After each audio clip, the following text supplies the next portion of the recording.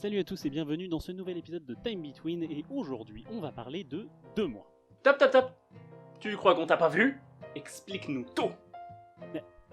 De quoi tu parles? Peut-être du fait que tu n'as pas publié de vidéo depuis fin août, sombre pélican coprophage que tu es. Ah oui, ça. Bon ok, je leur explique. En fait, pour tout vous dire, sur la période, il n'y a pas eu un, mais bien 2 épisodes de Time Between qui ont été tournés, montés, étalonnés, mixés, etc. Mais à la suite d'un crash d'un disque dur dont je tairai la marque, eh bien ces 2 épisodes sont perdus dans les affres de mon disque dur. J'ai essayé désespérément de batailler pour arriver à vous fournir ces 2 épisodes, mais je crois qu'ils sont définitivement perdus, et je préfère en faire le deuil plutôt que de m'acharner sur un, sur un disque dur complètement inefficace. Donc je suis reparti pour vous tourner de nouveaux épisodes, et on va essayer de tenir le rythme avec un nouveau disque dur qui marche cette fois vachement mieux. Ouais, enfin s'il y a que le disque dur qui s'améliore, on n'est pas sorti de l'auberge espagnole.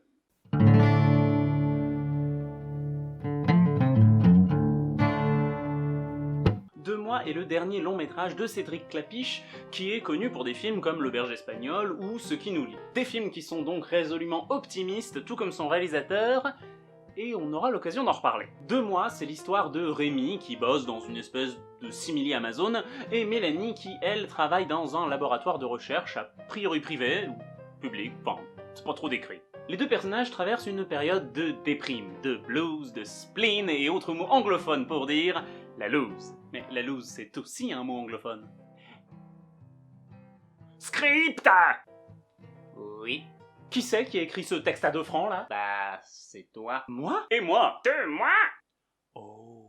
Rémi et Mélanie vivent dans le même immeuble et pourtant semblent ne jamais se croiser ni même se voir. Le film se concentre beaucoup sur la poésie liée au chemin de vie croisé et à la beauté qui réside dans les rencontres et dans les licenciements collectifs et... Alors déjà ce qui fait plaisir avec ce film, c'est que il utilise des outils de cinéma. Parce que oui, c'est un de mes reproches que je fais souvent au cinéma français, c'est qu'il utilise des outils qu'on peut retrouver au théâtre, les décors, les costumes, le jeu d'acteurs, etc. Excusez-moi, il y a des enfants qui viennent me hurler dans les oreilles. Ouais, pour le mixage son tout le long du film, le réal va travailler sur l'oppression qu'on peut ressentir avec des bruits urbains, notamment encore une fois le RER, etc. Beaucoup de rapports avec les trains d'ailleurs dans ce film. En fait, en faisant varier la place du train dans le montage sonore, dans le mixage sonore, selon l'état d'esprit des personnages. C'est-à-dire que dans un moment où le personnage se sent bien, en fait, il va presque ne plus entendre les trains alors qu'ils sont à côté.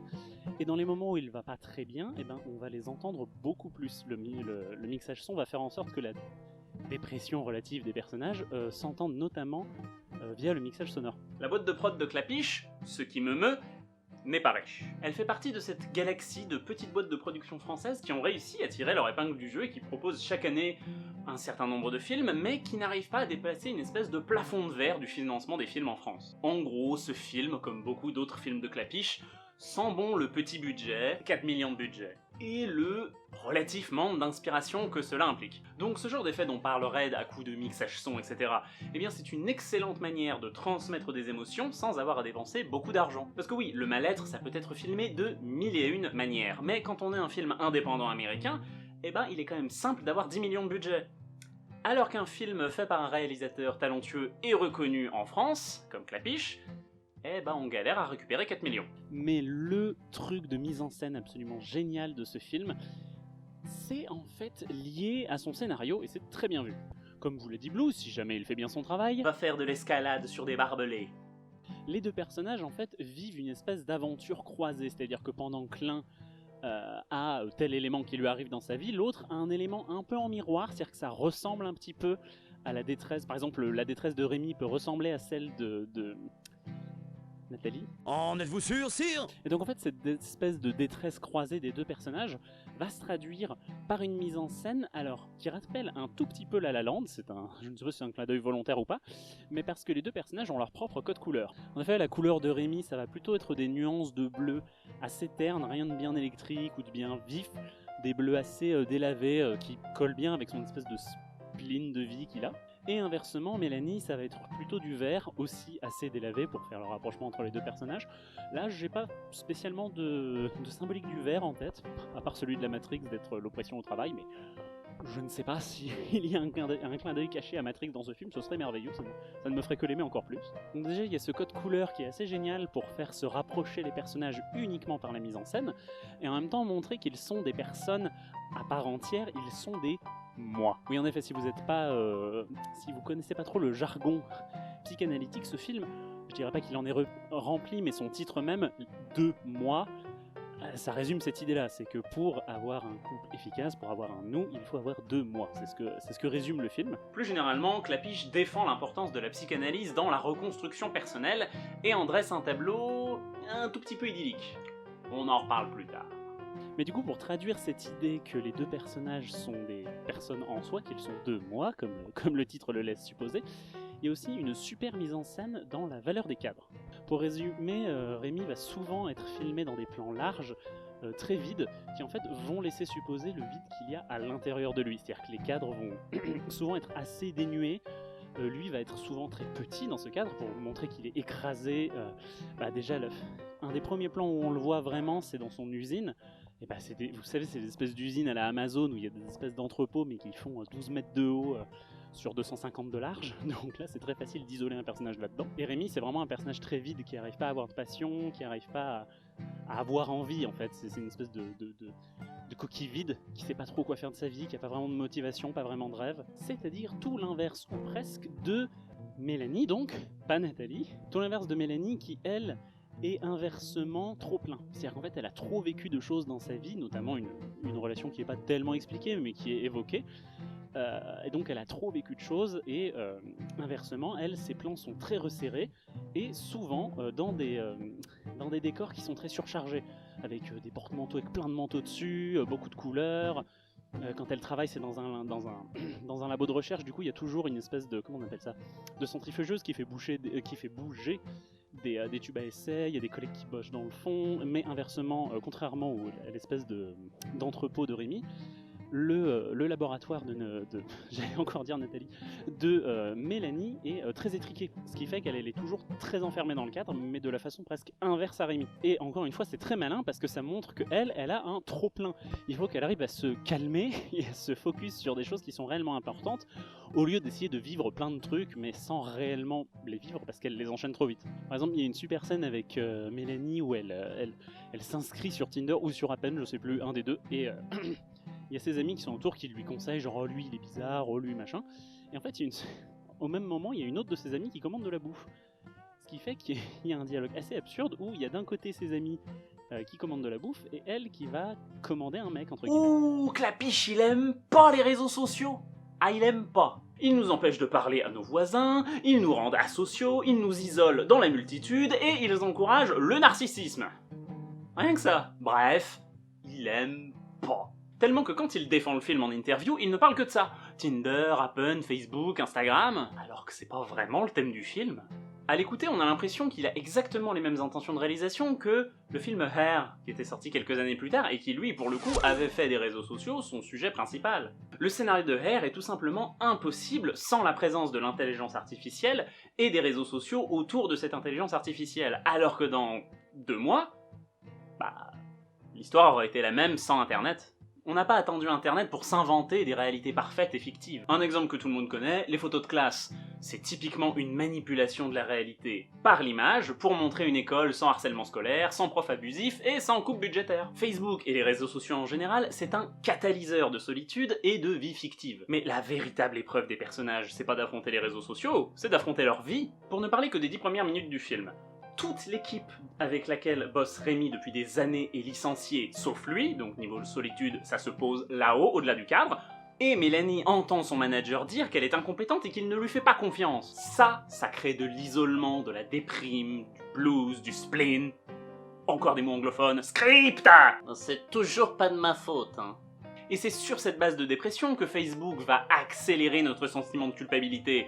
Parce que pendant ce temps, Jean-Jacques, il pose des photos depuis les Maldives.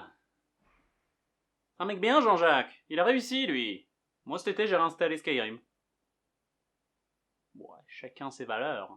Une autre idée ici, très scénaristique mais très belle, je trouve, c'est que on découvre les personnages en même temps qu'ils se découvrent eux-mêmes. C'est-à-dire que vu que les deux personnages suivent une psychothérapie, en fait, il y a des choses, c'est ce que les deux psys expliquent à leurs patients, qu'on se refuse à se dire, qu'on se cache à soi-même, parce que trop se comprendre, c'est aussi affronter ses démons, affronter ses problèmes, plus qu'on ne le voudrait. Et évidemment, toute l'histoire du film, c'est comment on accepte qui on est pour se relever plus fort grâce à cette connaissance. Et du coup, il y a des éléments de la vie de nos deux héros, Mélanie et Rémi, qu'on ne connaît pas au début, que eux connaissent évidemment, parce qu'ils l'ont vécu, mais qu'ils n'assument pas ou qu'ils n'identifient pas comme un problème important.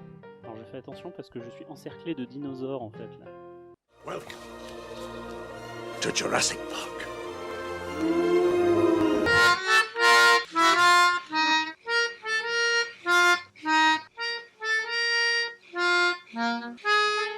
Alors après, le film a une grosse longueur, je trouve.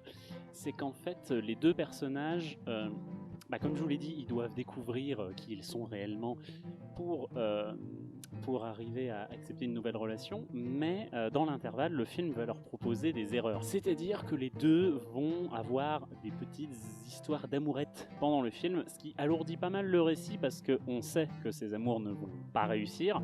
C'est couru d'avance. Mais on a quand même le droit à des scènes un peu longuettes sur ça et ça casse un petit peu le rythme du récit, je trouve. Après, ça donne des scènes assez géniales. Gros big up à Pierre Ninet. Déjà que j'aimais beaucoup cet acteur, mais alors là, je pense que la scène était en impro parce qu'il raconte n'importe quoi pendant, mais la scène dure assez longtemps en plus, ça dure bien 3 minutes de Pierre Ninet qui monologue sur « Ah mais tu te souviens de notre professeur Tire-la-Muche ?» C'est absolument génial. Pierre Ninet, cœur sur toi. D'ailleurs, tant que j'en suis sur les acteurs, ça fait du bien. Ce film fait du bien parce qu'il y a un jeu qui est vraiment agréable à regarder. Mon problème avec le jeu français souvent, c'est qu'il a du mal à sortir des codes du théâtre. Et ça fait des films très hybrides parce que, inversement, en France, on a une tradition de réalisation très proche du réel, pas jusqu'à Ken Loach, mais pas très loin de ça, l'envie de filmer les gens du quotidien, mais sauf que les acteurs ne jouent pas du tout des gens du quotidien. Ça doit être un problème d'école d'acting, ou je sais pas trop pourquoi. Je trouve que ce problème est très fréquent dans le cinéma français, que les acteurs, c'est pas tellement qu'ils surjouent, c'est qu'ils sont dans une intention qui est souvent trop grande par rapport à la scène. C'est-à-dire qu'une engueulade de couple, on a l'impression que c'est une espèce de déclaration de guerre à la Pologne, quoi. Enfin, c'est un truc complètement démesuré. I lost my hand! I lost my bride! Alors que là, il y a une sincérité dans le jeu, mais qui fait plaisir vraiment. J'ai pas les noms des deux acteurs là sous la main, mais vraiment, je compte sur toi, Blue, pour les faire afficher quelque part par là. Vraiment, c'était très agréable. Autant le mec que la fille ont une sincérité dans le jeu qui fait très plaisir. C'est dur à décrire, mais vraiment belle sincérité de jeu. J'ai que ce mot-là qui me vient en tête quand je les vois jouer, ces deux-là, c'est sincère, et ça fait du bien. François Civil et Anna Girardot avaient déjà joué ensemble sur le plateau de Ce qui nous lie, aussi réalisé par Cédric Clapiche. Et ça se sent qu'ils aiment jouer ensemble, ça se sent. Clapiche le dit lui-même, une de ses motivations pour tourner 2 mois, c'était de retravailler avec ces deux acteurs-là. Et sur ce point, victoire totale. Une vraie belle partition pour François Civil et Anna Girardot, et une très bonne direction d'acteur de la part de Cédric Clapiche. Oh, allez, un petit défaut, c'est que des fois le film, dans le rythme que je vous ai dit tout à l'heure de puzzle humain, un peu qu'on découvre les personnages en même temps qu'ils se découvrent eux-mêmes, il y a le travail de Mélanie qu'on découvre un petit peu sur le tard. Parce qu'en gros, au début, on sait juste qu'elle fait de la science, mais on ne sait pas trop de quoi. Et elle doit faire une présentation pour des investisseurs. Et ça la stresse tout le long du film, c'est vraiment un gros événement pour elle. Et au moment où on en arrive à ce fameux discours qu'elle doit faire, qui la stresse tant, on se rend compte qu'elle lutte contre le cancer, qu'elle est dans un labo qui fait notamment des tests sur l'immunothérapie plutôt que la chimiothérapie. Je ne suis pas scientifique, mais elle l'explique bien dans le film ce que c'est, mais je ne vais pas forcément développer ici. Mais voilà, ça sort un petit peu de nulle part, ce qui fait que du coup, le discours est évidemment très beau parce que ça parle de la lutte contre le cancer, donc évidemment qu'on est touché par quand il y a une nana qui veut se battre contre cette saloperie. Pareil du côté de Rémi. À un moment, on apprend qu'il est fan de moteurs, de voitures de sport, et on s'en fout. Et le film aussi s'en fout, parce qu'il balance cette info en plein milieu d'une scène pas terrible du tout, et il n'en reparle qu'une fois. Bon a priori on s'en fout, vraiment quoi. Alors ce genre de petite passion que les personnages ont, ça sert à les humaniser un petit peu. Parce que la fonction du personnage Rémi, c'est d'être le trentenaire qui vient de la province jusqu'à Paris, plein d'espoir et d'illusions. Mais si on se limite à ça, ça fait un personnage un tout petit peu froid et étriqué. Donc les scénaristes lui rajoutent des petites passions qui n'ont pas un lien direct avec le scénario, mais qui servent à lui donner un petit peu de profondeur. Sauf que là, le facteur de c'est un montagnard, il aime bien les voitures de sport et les moteurs compliqués, est ma foi très haut. Donc pour résumer, vraiment un super film. Moi j'ai pas mal de frilosité envers le cinéma français qui m'impressionne pas souvent, enfin qui n'arrive pas à me toucher souvent, alors que là, vraiment, le cinéma français m'a dit « Non mais t'inquiète, on est encore capable de belles choses ». C'est-à-dire que je trouve qu'il mélange très bien la lourdeur que peuvent avoir les films français, vous savez, avec les disputes, les histoires de famille, les héritages, enfin les trucs qui moi souvent me saoulent dans les films français, mais là c'est vraiment assez bien géré. Et il y a une légèreté aussi qui fait plaisir, c'est que vous allez rire devant ce film. Mais qu'est-ce qu'il est drôle, moi je me suis marré tout le long. Donc pour résumer, allez voir ce film. Alors, quand on sort d'une salle de cinéma, on a un petit moment magique où l'on continue de penser avec les personnages, voire même de penser comme les personnages. C'est un instant absolument précieux qu'on peut ressentir aussi quand on vient de finir d'écouter un CD ou qu'on vient de sortir une pièce de théâtre, etc. etc. C'est cet instant précis que Red essaie de capter dans ses vidéos, et que moi j'essaie d'écraser par la suite. Ce film est sur le fil du rasoir. Clapiche défend à longueur d'interview et depuis un petit moment le vrai pari. Il aime à tourner ses films littéralement au rythme des trams et des RER pour baser son montage sonore sur les éléments urbains réels qu'il avait pendant les prises son. De même, pour l'aider à faire ça, il aime à avoir des équipes légères, pas de dolly shot, pas de grue, rien de bien compliqué. Ce qui rend sa réalisation pas très impressionnante, mais qui par contre la rend très proche du réel. On a réellement l'impression d'avoir capturé un petit moment d'essence de vie de parisien. Son obsession, c'est la beauté qui se cache derrière le quotidien, et pour ce faire, il essaie de filmer de façon quotidienne. C'est par exemple la vision qui est très présente chez les dessinateurs de BD de la barre d'immeuble. Vous savez, toutes ces petites cases derrière lesquelles se cache une vie riche et variée. D'ailleurs, il y a un plan dans ce film qui rend littéralement hommage à cette vision artistique plutôt tirée de la BD. Et si je peux être un petit peu d'accord avec cette vision de temps à autre, elle est quand même à la limite d'être un tout petit peu réac. On parle quand même d'un gars qui a vu tous ses collègues et potentiellement amis se faire licencier d'un coup, qui ensuite se retrouve dans le pire boulot possible pour l'estime de soi, qui a une famille qui en a rien à foutre de sa dépression, voire même qui la nie, et qui souffre d'insomnie chronique. Un plan triste sous la douche et une scène où il panique parce qu'il a perdu son chat, ça va pas être suffisant. Clapiche croit beaucoup trop au développement personnel. Vous inquiétez pas, hein, ici on est loin des délires du genre pierre énergétique ou force cosmique, ici on défend la psychanalyse. Alors je ne connais que peu cette discipline, donc je veux pas en parler en profondeur, mais la façon dont le film traite la psychanalyse, c'est traité comme un remède miracle. Il n'y a aucune remise en question de la discipline, et bien que je ne la connaisse pas, montrer une discipline comme ça, moi je trouve ça un petit peu sectaire. Non mais imaginez 2 minutes que Rémi et Mélanie, au lieu d'aller voir des psys, étaient allés voir des profs de yoga. Non mais vous imaginez la niaiserie interstellaire que serait ce film? Un film entier qui te dirait que tes problèmes d'argent, professionnels, relationnels, peuvent être supprimés par des étirements, des saluts au soleil, et tu t'en vas de là, sale film! Le texte. Le film défend une vision profondément individualiste du burn-out et de la dépression. C'est un film qui vous dit « Vous allez mal, c'est de votre faute ». Soyez gentil avec vous. Mais jamais n'est posé la question de pourquoi on se fait autant de mal. Pourquoi cette course effrénée à qui sera le plus heureux sur Instagram? Nos pages Facebook sont celles de personnes parfaites, sans défaut, toujours heureux, ou quand il y a du malheur, ils arrivent toujours à le dépasser, à le sublimer, à le magnifier. Qui sont ces créatures? Pourquoi est-ce qu'elles sont sur nos pages Facebook? En utilisant le mot créature, t'as pas peur que les gens pensent que tu soutiens le complot reptilien? Internet, dans toute ta sagesse, s'il te plaît, je ne crois pas au complot reptilien. Il y a un vrai enjeu de société derrière cette course effrénée au bonheur factice. Mais face à ça, le film ne répond qu'avec plus de bonheur niais. Oh.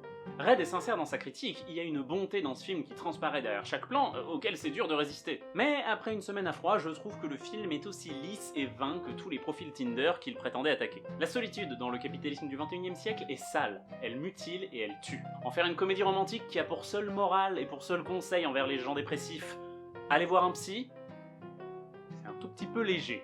Donc, n'allez pas forcément voir ce film. Pour ce qui est des thèmes between, comme je vous l'ai expliqué au début, j'ai eu un petit bug technique en cette fin d'août, début septembre, mais maintenant que ce bug est résolu, je devrais pouvoir me tenir à un épisode toutes les semaines. Et si ce n'est pas le cas, eh bien je vous tiendrai au courant via les réseaux sociaux auxquels je vous invite fortement à vous abonner, car en effet, Crimson Sky Pictures a une page Facebook, mais j'ai aussi un compte Twitter sur lequel je publie des trucs relatifs à l'émission, mais pas que. Et puis le blabla habituel, vous le connaissez depuis le temps, le petit pouce bleu qui fait plaisir, le partage qui fait très plaisir, le commentaire qui est très apprécié aussi, et on se retrouve la semaine prochaine.